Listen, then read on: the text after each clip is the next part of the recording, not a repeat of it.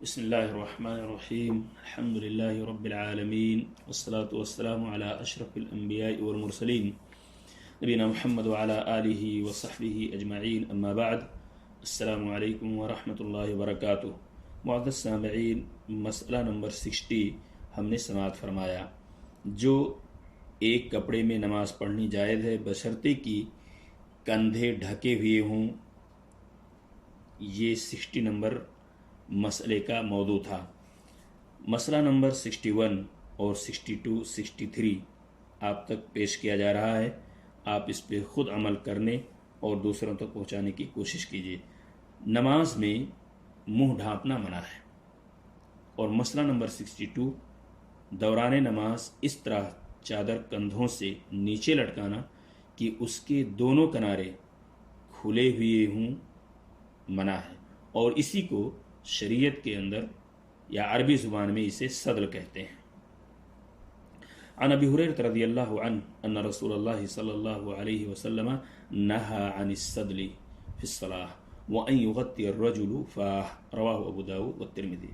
نماز میں منہ نہیں ڈھانپنا چاہیے۔ دوران نماز اس طرح چادر کندھوں سے نیچے لٹکانا کہ اس کے دونوں کنارے کھلے ہوں منع ہے۔ اس کی دلیل کیا ہے؟ ان دونوں کی دلیل یہ حضرت ابو ہریرہ رضی اللہ تعالیٰ عنہ کی حدیث ہے۔ حضرت ابو ہریرہ رضی اللہ تعالیٰ عنہ سے روایت ہے کہ رسول اکرم صلی اللہ علیہ وسلم نے نماز میں صدل سے اور منہ ڈھانپنے سے منع فرمایا ہے۔ اسے ابو داؤد اور ترمذی نے روایت کیا ہے۔ صدل آپ کو پہلے میں نے بتایا، دوران نماز چادر کو کندھوں سے نیچے لٹکانا اور وہ اس طرح کی چادر اس کے دونوں کنارے چادر کے کھلے ہوئے ہوں، اسی کو صدل کہتے ہیں، اور اللہ کے رسول صلی اللہ علیہ وسلم نے اس طرح کرنے سے منع کیا ہے۔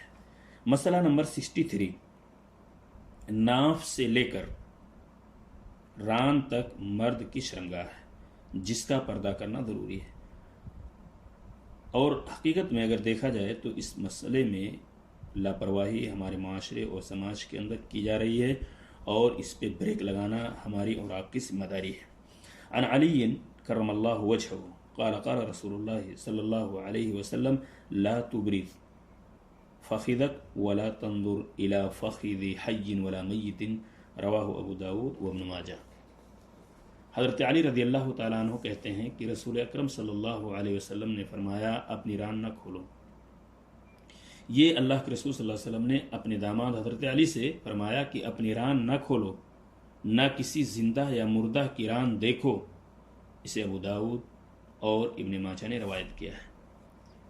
بڑی سخت وعید ہے، ہمیں اس کی حفاظت کرنی چاہیے۔ شرمگاہ یا جو ہماری ناف سے لے کر اور ران تک کا یہ حصہ جسے ہمیں اس کے کھولنے سے منع کیا گیا ہے اور اسے پردہ پوشی کا جو حکم دیا گیا ہے، یا ناف سے لے کر ران تک مرد کی شرمگاہ جسے کہا گیا ہے، اس سے ہمیں اور آپ کو اس پر دھیان دینا چاہیے، اور ان لوگوں کو جو اس میں لاپرواہی برتتے ہیں، جو اپنی ران کو کھول کر بیٹھے رہتے ہیں اور یہ سمجھتے ہیں کہ یہ شرمگاہ کا حصہ نہیں ہے، یا اس کو نہیں ڈھانپتے ہیں سمجھتے ہوئے بھی، تو میرے بھائیوں ہمیں اور آپ کو چاہیے کہ اس مسئلے پہ ہم خاصا دھیان دیں، اور اس پر عمل کرنے کے ساتھ ساتھ دوسروں کو بھی یہ پیغام پہنچائیں اور انہیں بھی شریعت کے احکام کو بجاوری کی طرف لائیں تاکہ لوگ ان محرمات سے بچ سکیں۔ السلام علیکم ورحمۃ اللہ وبرکاتہ۔